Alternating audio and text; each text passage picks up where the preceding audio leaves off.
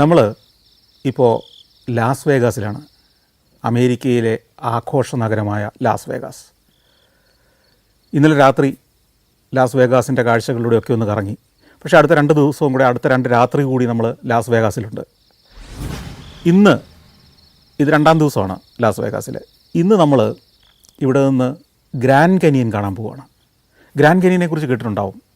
ഭൂമിയിലെ വലിയൊരു പിളർപ്പ്, 1.5 കിലോമീറ്റർ ആഴവും ഏതാണ്ട് 500 കിലോമീറ്റർ നീളവും 30 കിലോമീറ്റർ വീതിയുമുള്ള ഒരു വലിയ ഗർത്തം, ഭൂമിയിലുണ്ടായിരിക്കുന്നൊരു ഗർത്തം.